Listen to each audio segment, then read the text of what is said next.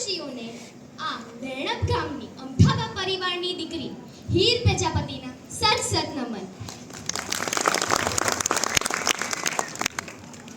મા અને માતૃભૂમિના સૌથી પહેલા વંદન એ કદાચ પિતાએ આપેલા સંસ્કારો પૈકી એક ગણી શકાય. આજે હું પિતા વિશે કંઈક કહેવા માંગુ છું. આપણે સૌ જાણીએ છીએ કે કવિઓ તેમજ લેખકોએ માતા કે તેના માતૃત્વની ઉપમા આપી છે, પરંતુ ક્યાંય પણ અને ક્યારે પણ પિતા વિશે ઉપમા આપવામાં આવી નથી. બાળકો જ્યારે નાના હતા ત્યારથી મોટા થયા ત્યાં સુધી તેમને માતૃપ્રેમ નિબંધ આવે છે, પરંતુ આજ સુધી ક્યાંય પણ માતૃપ્રેમ નિબંધ નથી આવ્યો. હું માતાનો વિરોધ નથી કરતી, પરંતુ હું પિતાનું મહત્વ કહેવા માંગુ છું. પિતા શબ્દ તો સૌ જાણે છે, પરંતુ એનો મન કોઈ જાણે છે નહીં. ચલો આજે હું તમને જણાવું. પિતા એટલે કે એક મકાનને ટકાવી રાખવા માટે મજબૂત પાયાની જરૂર પડે છે, તેમજ એક સુંદર પરિવારને ટકાવી રાખવા માટે સાહેબ પિતાની જરૂર પડે છે. પિતાની હાજરી સૂરજ જેવી હોય છે. શું? પિતાની હાજરી સૂરજ જેવી હોય છે. સૂરજ ગરમ જરૂર થાય છે, પણ એ ના હોય ને તો અંધકાર છવાઈ જાય છે. એક એવી કહેવત છે કે ઘોડે ચડતો બાપ મરજે પરછાણા વીણતી માં ન મરતી. ઘોડે ચડતો બાપ મરજે પરછાણા વીણતી માં ન મળતી. પણ ફક્ત હું એટલું જ કહેવા માંગુ છું કે એ બાળકને એકવાર પૂછી તો જોજો કે જીવનમાં પિતાનું મૂલ્ય શું હોય છે. એક વાત છે સાહેબ, તું જ્યારે નાનો હતો, પાપા પગલી ભરતો હતો, ચાલતા ચાલતા પડી જતો હતો, ત્યારે મનમાં એક જ વિચાર આવતો કે પપ્પા છે ને. તું જ્યારે સ્કૂલે જતો, છોડવા આવેલા પપ્પાને પાછું વળી ટાટા કરતો, ત્યારે મનમાં એક જ વિચાર આવતો કે પપ્પા છે ને.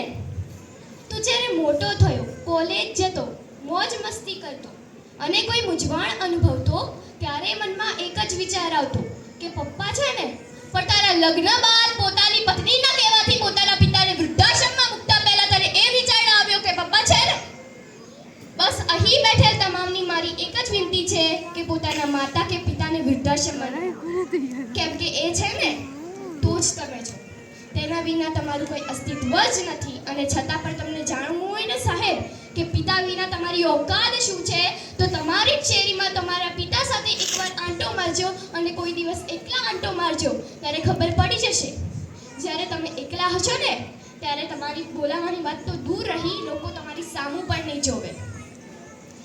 માં ઘરનું ગૌરવ છે તો પિતા ઘરનું અસ્તિત્વ છે.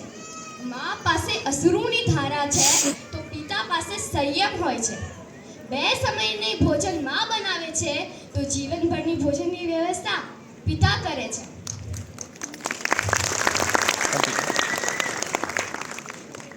જ્યારે આપણને ઠોકર લાગે કે વાગે ને ત્યારે મોંમાંથી ઓમાં એમ નીકળે છે, પરંતુ રસ્તો પાર કરતા અચાનક ટ્રક સામે આવીને બ્રેક મારે ને ત્યારે મોંમાંથી ઓ બાપરે એમ નીકળે છે. એટલે નાના સંકટોમાં માતા યાદ આવે છે અને મોટા સંકટોમાં પિતા યાદ આવે છે. એક વાત પરંતુ ફક્ત હું એટલું જ કહેવા માંગુ છું કે મને મારા પિતા કરતા સાંજ વધારે ગમે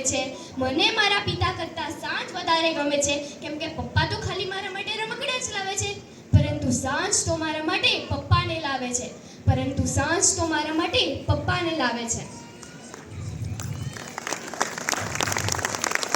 પિતા એક એવી વ્યક્તિ છે જેના પડછાયામાં પણ દીકરીઓ રાજ કરે છે. પિતા એક એવી હસ્તી છે જેના પગરખાથી પણ દીકરીઓને પ્રેમ હોય છે. માં એક એવી બેંક છે કે જેમાં બધા દુઃખ સંગ્રહ થઈ શકે છે, પણ હું કહું છું કે પિતા એક એવું ક્રેડિટ કાર્ડ છે જેમાં બેલેન્સ ન હોવા છતાં પણ ખુશીઓ અઢળક મળે છે. અરે હું પિતા વિશે કહું તેટલું ઓછું છે, તેની માટે તો મારા શબ્દો ઘટે, પરંતુ સમયની મર્યાદાને ધ્યાનમાં રાખતા હું મારી છેલ્લી પંક્તિ કહીને મારી વાણીને વિરામ આપીશ કે થાક ગળો હતો ચહેરા પર અનહદ પરિશ્રમ કરતા જોયા છે. આંખમાં ઊંઘ હતી ઘણી છતાં પણ ચિંતામાં જાગતા જોયા છે. તકલીફો ચારે બાજુથી છતાં પણ એકલા હાથે લડતા જોયા છે. કોઈની તકલીફને વળવતા નહોતા, પણ અડધી રાત્રે જાગીને અમારા ભવિષ્યના સપના સજાવતા જોયા છે. પાઈ પાઈ ભેગી કરી અમારી ખુશીઓને ખરીદતા જોયા છે. એ ખુશીઓ માટે પોતાના સમણાઓને રોળતા જોયા છે. પોતાની પસંદગીને ના પસંદ કરી અમારી પસંદગીને અપનાવતા જોયા છે. વ્યક્તિ એક હતા પણ વિશેષતા અનેક હતી. વ્યક્તિ એક હતા પણ વિશેષતા અનેક હતી. મેં પિતા સ્વરૂપે સર્જનહારને જોયા છે.